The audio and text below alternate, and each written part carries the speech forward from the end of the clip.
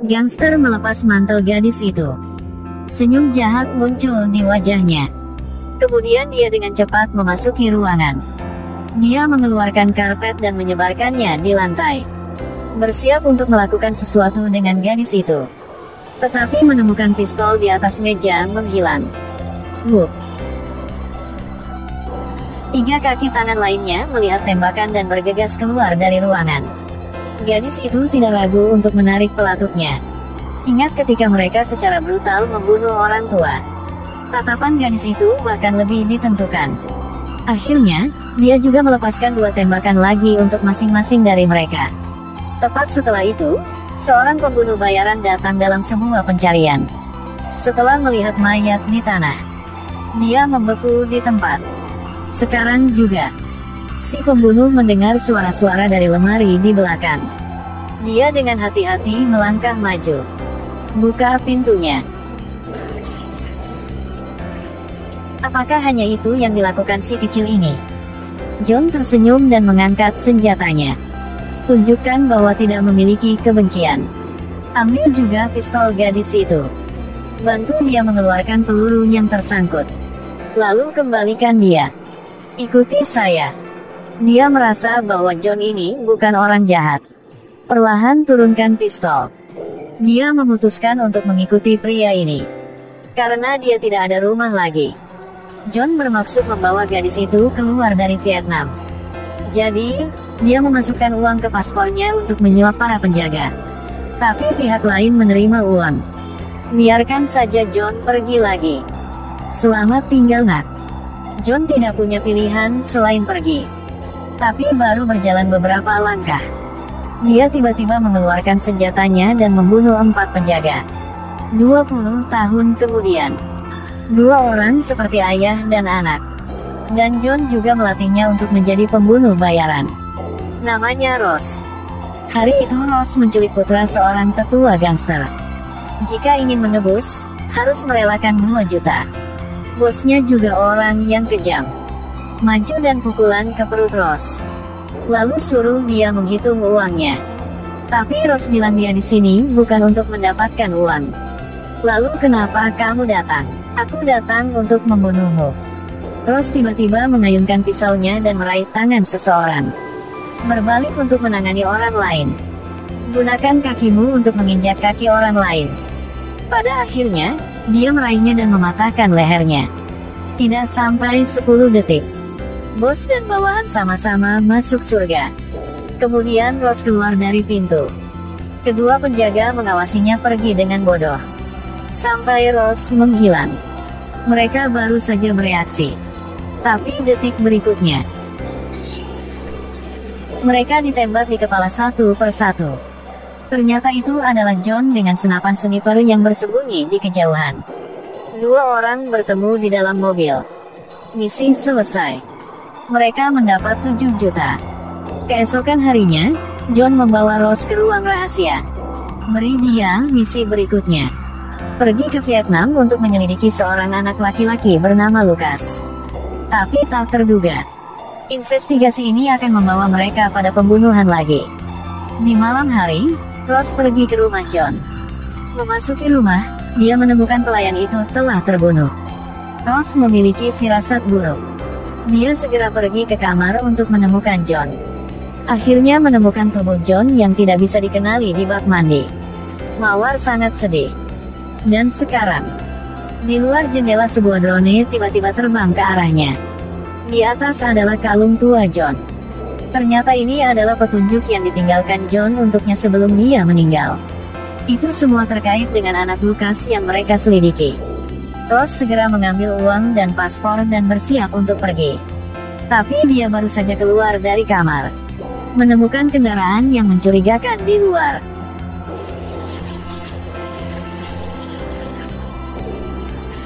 Setelah beberapa saat tembak-menembak, 2 pembunuh memasuki rumah untuk memeriksa. Tubuh Ross tergeletak di tanah. Seorang pembunuh berbalik, mengeluarkan ponselnya untuk melaporkan kabar baik kepada bos. Dan pria lain dengan bodohnya melangkah maju untuk mengonfirmasi.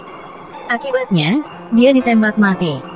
Mendengar tembakan, Pembunuh lain bergegas kembali untuk memeriksa, tapi hanya melihat mayat rekan-rekan. Dia takut dan lari. Tapi Rose sudah disergap di dalam mobil. Siapa Lukas itu pada akhirnya? Dan itu membawa begitu banyak pembunuh. Untuk membalaskan dendam John, Rose sendiri terbang ke Vietnam. Melalui petunjuk yang ditinggalkan oleh John, dia dengan cepat menemukan targetnya. Tapi pria ini sangat berhati-hati. Tidak pernah pergi sendiri. Selalu ada banyak pengawal di sekitar. Sangat sulit untuk mendekatinya.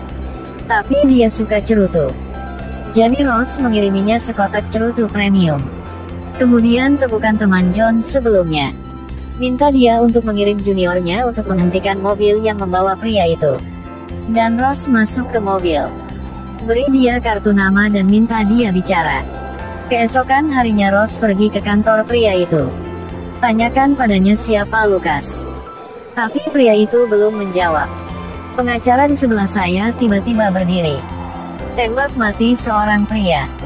Ternyata pengacara itu juga pembunuh tersembunyi. Dan penjaga luar juga juniornya. Pengacara mengeluarkan cerutu. Tanya Rose mengapa menyelidiki Lukas. Rose tiba-tiba mengeluarkan cerutu khusus.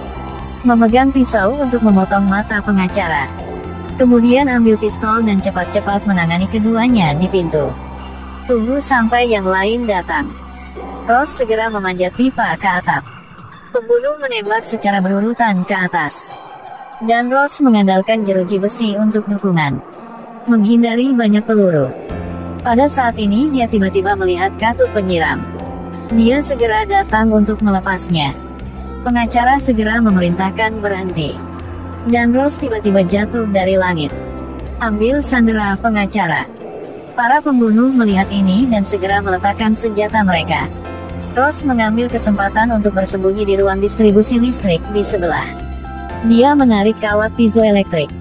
Tunggu sampai pembunuh datang. Dia melemparkan kabelnya ke tanah. Kesetrum. Kemudian dia dengan cepat membuka lemari api. Tahan selang kebakaran. Langsung turun dari lantai 8. Omong-omong, juga habisi berapa yang lain. Akhirnya mendarat dengan selamat.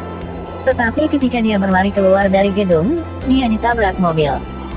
Dan seperti itu, Rose masih ditangkap oleh pengacara. Untuk memperjelas tujuan Rose, pengacara menyuruh junior untuk menutupi kepala Rose dengan kain hitam. Tidak berhenti menuangkan air di atasnya. Tapi menyiksa sepanjang hari. Bahkan tidak bisa bertanya. Jadi pengacara memanggil beberapa pria kekar untuk datang dan menggunakan beberapa cara tercela dengannya. Mereka mengikat tangan Rose. Putar spray menjadi tali. Mencekik leher Rose. Lalu gantung dia dari langit-langit. Rose menggunakan kakinya untuk mencapai tempat tidur. Seorang pria besar berjongkok dan menatap John dengan mata bersinar mendorong tempat tidur menjauh. Tapi detik berikutnya, Rose tiba-tiba menggunakan kakinya yang panjang untuk mengunci lehernya. Menginjak pinggangnya. Gunakan tendangan untuk menerbangkan dua orang. Kemudian dengan cepat menggunakan rantai untuk memotong tali. Dia mengambil piring dari lantai. Hancurkan satu pukulan demi pukulan. Pria botak itu mengambil kesempatan untuk meraih kaki Rose. Rose merawat pria di sebelahnya terlebih dahulu.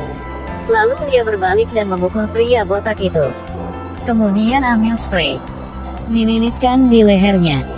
Lari di belakangnya. John menginjak punggungnya dengan kakinya. Kemudian ambil momentum untuk menendangnya.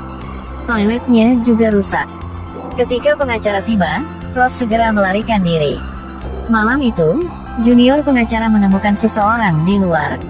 Dia mengeluarkan pistolnya dan mendekati mata kucing itu. Pengacara belum mengetahuinya. Tapi detik berikutnya, Rose menggunakan metode yang sama untuk menyiksa seorang pengacara. Tapi pengacara itu pengecut. Sangat cepat mengungkapkan dalang di balik pembunuhan Rose. Pada akhirnya, Rose menggunakan spray untuk menggantungnya. Tapi saat pergi, dia ditembak di perut oleh junior pengacara lagi. Tepat ketika musuh akan menembak lagi, orang misterius tiba-tiba menyelamatkan Rose. Itu adalah John. Ternyata dia belum mati. Pada awalnya ketika si pembunuh masuk ke rumahnya, dia melihatnya terlebih dahulu, berurusan dengan musuh dengan pistol. Juga mengubahnya menjadi pakaiannya sendiri. Akhirnya, tembak dia 2 kali di wajah. Biarkan Dalang mengira dia sudah mati. Dan dia terus diam-diam menyelidiki Lukas. Sekarang tahu siapa dalangnya.